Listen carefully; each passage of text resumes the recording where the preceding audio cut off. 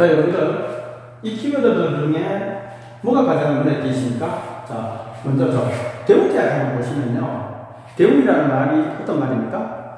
한자어로 당연히 큰 곰이라는 말이죠. 그리고 대웅제약에서 만든 대부분의 사람들이 알만한 약이 뭡니까? 우루사입니까? 자, 근데 그 우루사가 그리스어로 곰을 뜻하는데, 자, 이번 키워드는 자, 곰이라는 거. 그러면 곰과 관련해서 우리 주식시장에서 많이 회자되는 말은 뭡니까? 당연히 주식시장이라는 게 하락장이고 상승장이 있지 않습니까?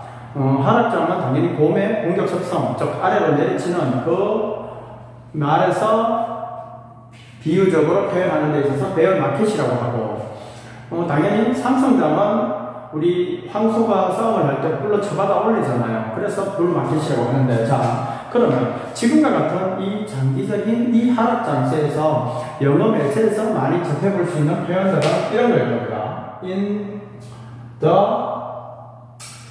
midst of a bear market이라고 할 텐데, 자, 이게 뭘까요? 그러면 당연히 하락장 중에 있다, 즉 한가운데 있다는 뜻이고, 미드스트는 미들의 부어적인 표현이고, 자, 이것보다 더 나아가면 이 어비스라는 말이 있죠?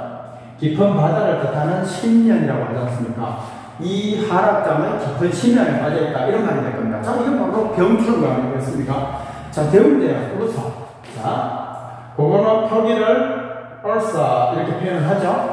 자, 근데 정확히는 얼싸 메이저이면은 큰 곰, 마이너이면은 작은 곰인데, 정확히 이게 또 뭐를 뜻하냐면은 별자리를 뜻하거든요. 자, 여러분들 간략하게 별자리 얘기를 해보면, 우리 1922년에 국제천문연맹에서 하늘의 별자리를 88개를 지정을 해요. 자, 태양이 지나가는 가상 공간, 우린 그걸 뭐라고 부릅니까? 황도라고 하죠. 그 황도에 12개가 있고요. 자, 북반구에 28개가 있고, 그 다음 남반구에 48개가 나오죠. 자, 그러면 자, 북이 37도 그 근방에 있는 우리나라는 별자리가 최대 67개 정도가 관찰이 된답니다. 자, 그러면 이게 바로 큰 곰자리, 작은 곰자리인데, 이게 또 그리스 로마 신화 이야기와 다 연결되어 있죠. 자, 그 중에서 제우스의 이 딸 아르테미스라고 하지 않습니까?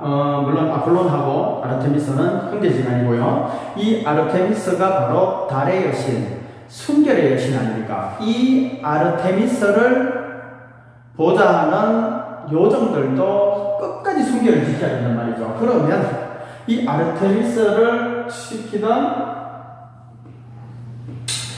요정 중에 실제로 또 아르테미스가 많이 아꼈다고 하죠. 이 칼리스토라는 요정이 있어요. 근데 이 칼리스토를 제우스가 보고 반해서 어떻게 합니까?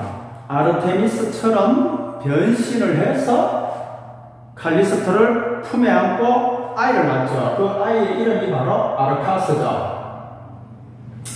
그러니 아르테미스 입장에서는 막 돌죠. 그래서 쫓아내버려요. 그냥 쫓아내는 게 아니라 바로 큰 곰으로 변신을 시켜서 쫓아낸단 말이죠. 그러면 졸지에 이 아르카스는 엄마 없는 고아 신세가 되지 않습니까? 그래서 제우스가 이 아르카스를 타이탄족이라고 하죠. 그 거신족들에게 맡겨요. 그런데 아르카스가 또 사냥도 좋아하고 이래서 성인이 돼서 숲을 걸리다가 이 어미, 즉 곰으로 변한 칼리스토를 만나죠. 근데 이 아르카스는 당연히 곰인 줄 알고 쏘려고 하고, 그 절체절명의 순간에 어떻게 해요?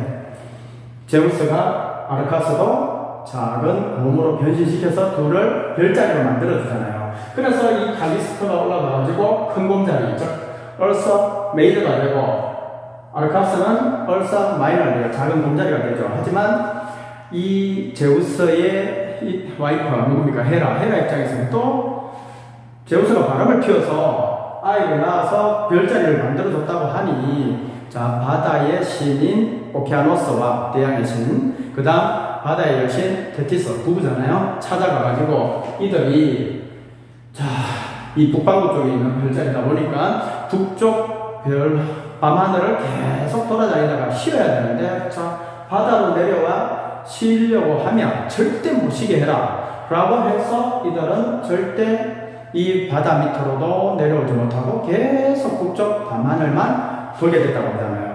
이게 바로 요 별자리와 관련된 이야기입니다. 자, 그런데 이 칼리스토는 또 어디에 또 등장을 하느냐? 여러분들 그거 있죠? 그 천체망원경 하면은 딱 누가 생각납니까? 바로 갈릴레이가 생각나야 되는데, 자, 원래 이 천체망원경은 누군가의 아이디어를 보고 본인이 개조해서 만들었다고 하는데, 자, 그 누군가가 누구냐?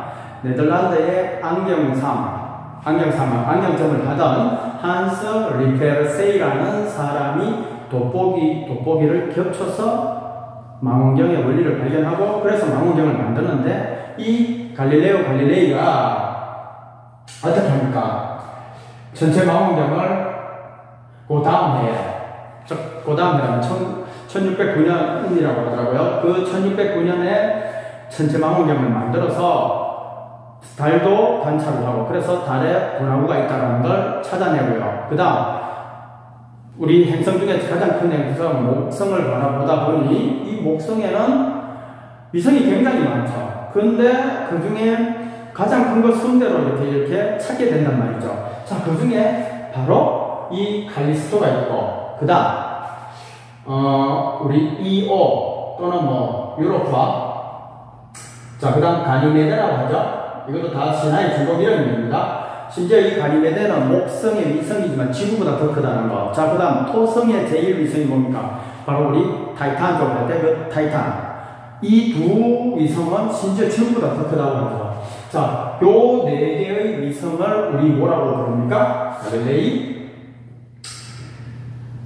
위성이라고 한다는 거. 이렇게 해서 우리 이 곰이라는 그 의미에서 시작을 해서 이렇게 뭐 이어진다는 거 하나 알아두시면 좋을 것 같고요. 자, 그 다음 이 큰 곰자리 안에 우리가 흔히 아는 우리 북두칠성이라고 하잖아요. 이 북두칠성은 큰 곰자리의 일부분이지 그게 아니라는 거. 즉 별자리가 아니라는 거. 북두는 북쪽의 북자라는 뜻이고, 칠성은 당연히 7개의 별이지 않습니까? 여기가 우리 별의 뭐 겉보기 등급 또는 절대 등급 했을 때 이 절대 등급 기준으로 2등성 안팎의 아주 밝은 별들로 이루어져 있죠.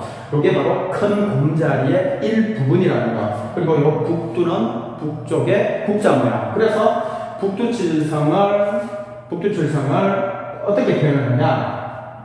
Great Dipper이죠. 이게 북자라는 뜻이죠. 미국에서는 이렇게 부르고요. 영국에서는 제인기 모양이다 라고 해서 플로우, 이게 바로 제인기 아닙니까?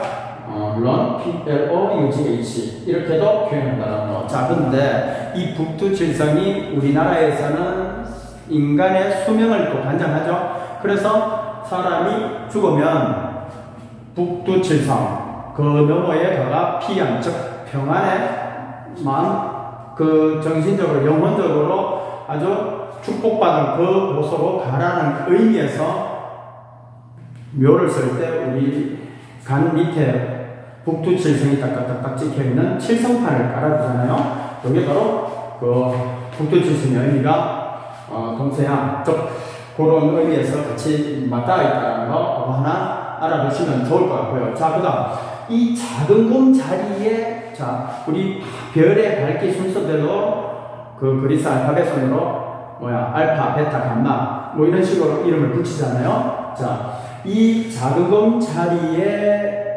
알파별, 그게 바로 지금 폴라리스라고 하잖아요. 이게 바로 우리가 흔히 말하는 북극성입니다. 자, 그런데 우리 중학교 때, 고등학교 때 과학 시간에 뭐라고 배웠습니까?